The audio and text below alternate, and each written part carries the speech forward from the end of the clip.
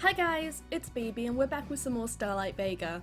We left off when we were exploring Lyria's memories, so let's get back to it. I head into the study, which, surprise to me, is actually the study. Lyria is laying flat on her stomach, with her head propped up in her hand, while the other is flipping through a magazine. Sid perches on an unused chair nearby. And then she told me all about the fun things humans do. They have a fair with monstrous metal rides, and a theatre where you see things on a flat screen instead of watching live actors. Lyria rambles on about all the things I explained to her, swinging her feet in a half arch behind her. I wish I could sit down, but the fact that I don't have a physical form makes that hard. Instead, I just stand with my hands at my sides and half listen to Lyria gushing about me, and about how excited she is for school. You sure seem happy, Master. Is that a human magazine? Mm-hmm. That girl is really cute, but she doesn't really dress the part. I've been making dress designs to buy for her.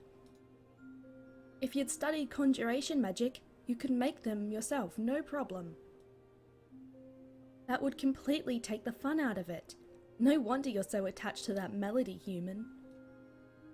Wait, it's normal to become attached to someone who is nice to you after putting up with your awfulness for all these years.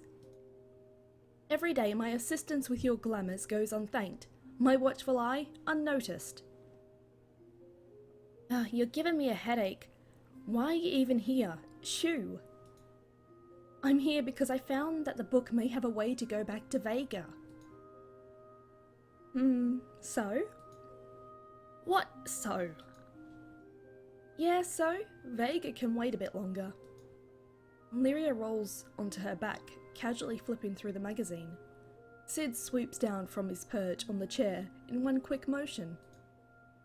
He lands on the magazine, crunching it with his claws that extend from his feet like razors. I didn't know he had those. They're creepy and ruin his cute little footsies. Melody, are you seeing this? I waited 50 years for you. Yes, you did. And now you can wait a little longer. Besides, it's not like I can leave right now anyways. You don't care about the curse? Of course I do.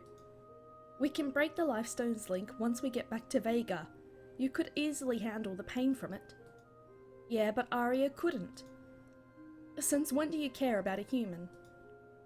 I like it here now. Aria is cute and funny. I get to go to a school and see all sorts of weird new stuff every day. She makes me feel normal. Human schools make me feel normal. You're not normal. You're not even normal by Vega's standards. Don't you think I know that? You're a princess. Start acting like one. We can't stay here just because you want to chase the non-existent tail of some human girl. Lyria finally stops ignoring Sid, leveling him a chilly gaze I feel clear across the room. He retreats off Lyria and onto the floor, curling his tail around himself protectively. Come back here. She gingerly picks up the wide-eyed Sid, cradling him in one hand. Her other hand strokes along his back, causing him to close his eyes and relax. Fine, fine. Because I'm feeling generous, I will say this. Once we separate the lifestone, we will go back to Vega. Until then, stop nagging me. And when the time comes, I want Aria to come with us, willingly. Willingly? Just glamour her into submission. Sid flies out of her arms, the hair of his back standing on end. There's a thud from the door, and I watch myself storm in. Suddenly, I feel as if I'm being pulled away from my body. Everything goes white.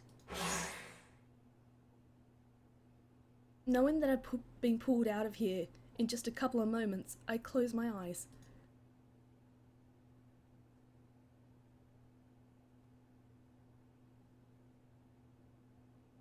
I jolt awake when I realize that I'm in the real world once more.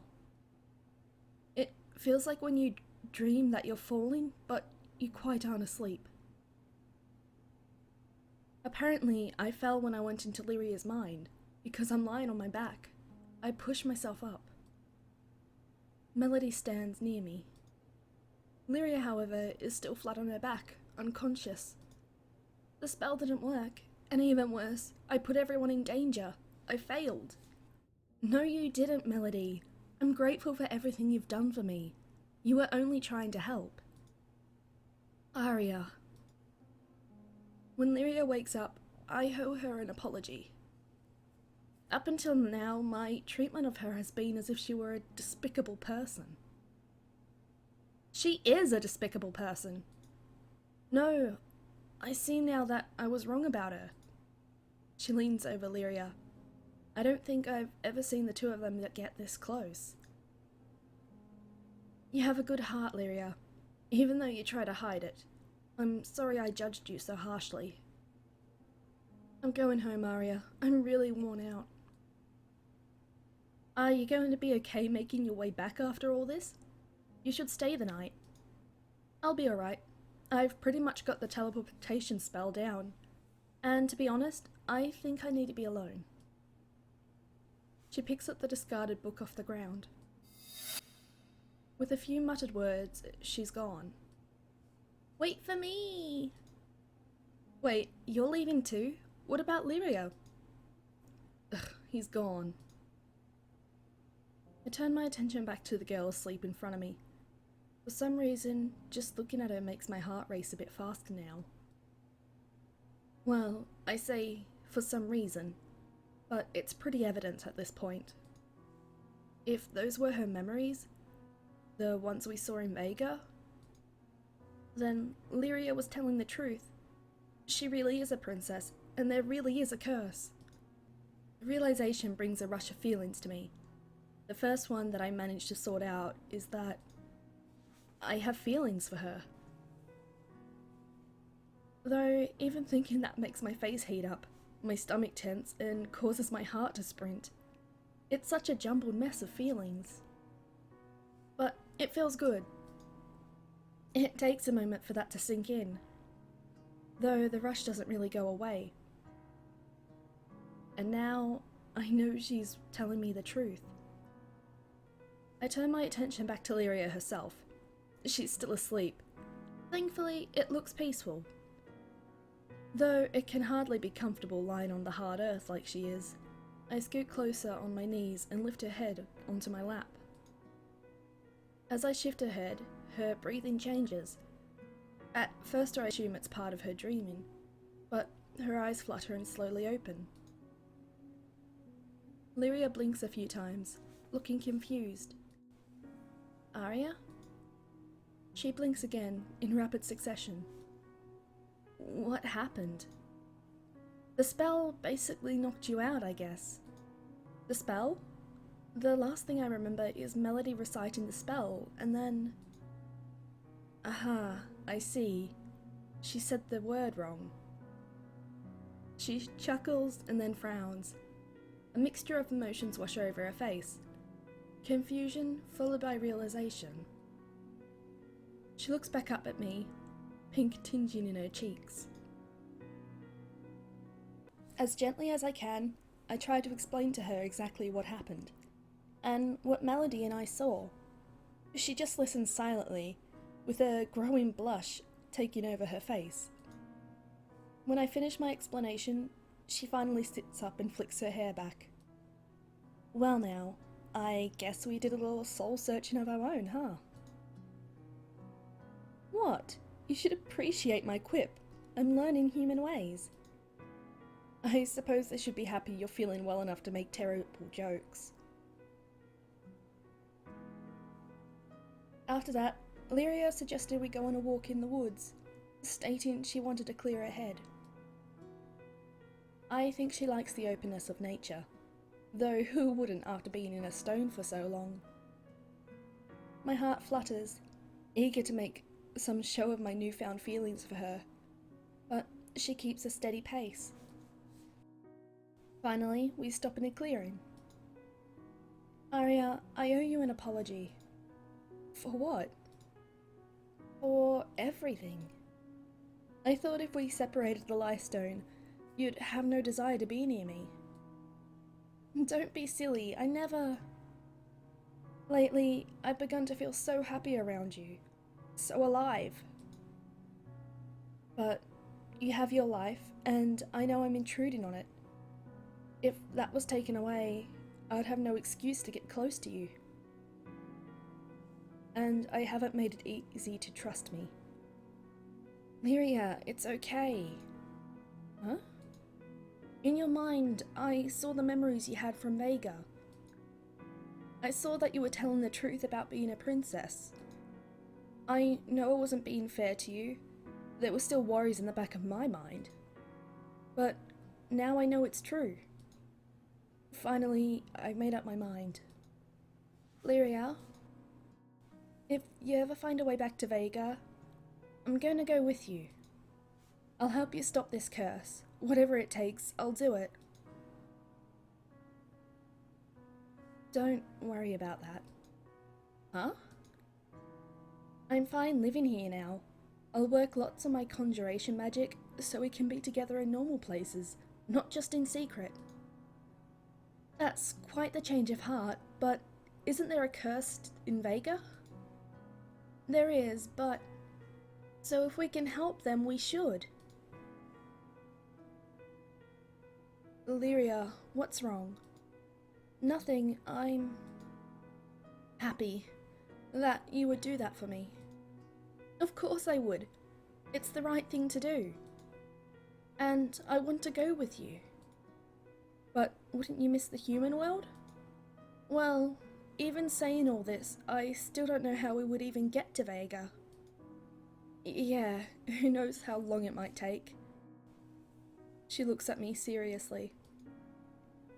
Then she sighs dejectedly, poking at something imaginary on the ground with her heel. The seconds flow into minutes. I pull her into a hug from behind her. Lyria, I don't always understand you, but around you I feel... She gently grabs my elbow and turns me to face her. My heart stops beating in my chest in anticipation of her next move. She's standing less than an inch away from me now, but she doesn't move away. She just stands there, frozen, studying my face with subtle curiosity. Almost face to face, I notice Lyria transfixed upon me. I gently reach out to touch her, chin with my thumb and forefinger, pulling her forward. This is all it takes. She presses her mouth to mine. She begins to encircle my waist with her arms, making my escape from her grasp almost impossible.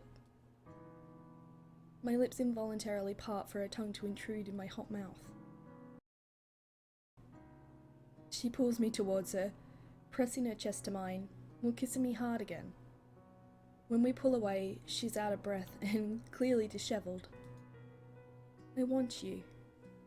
She picks me up by the waist, lifting me up and off the ground. I squeal as the dense surface of the tree meets my back. She aggressively seeks my mouth again. I lean into her lips once again. She hums in response to me forcefully pushing her jaw down with my mouth. It's wet and sweet. She entwines her hand in my hair and kisses me in return. When we part, we're facing each other too closely to really make eye contact. I could see her lips wet with my saliva. We breathe heavily as our breasts press together. I love you. I utter before I can even think to stop myself. I pull back from her in shock. My mouth just betrayed all of my pent-up emotions with one powerful phrase. The same phrase I just said to Lyria. Dread seizes me. What will she say? Will she blanch? I can't bear the anguish. I squeeze my eyes shut tight. You've made me so happy.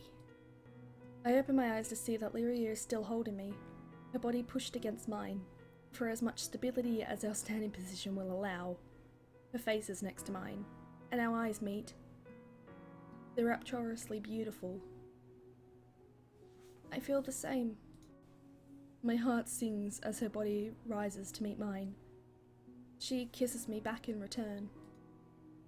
I slide against the tree. soon nestled in the base of it with an endless stream of kisses between us. We lay together on the ground. Lyria is laying on her side using my chest as a pillow, slowly catching her breath. I gaze up at the stars above us. She gives me another kiss. I'll work hard too, then, to be with you. We spend a long time under the stars.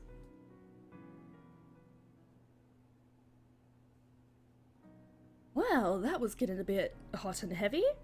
I was a little worried that I might have to censor something there for a moment. But, in any case, that's all the time I have for now.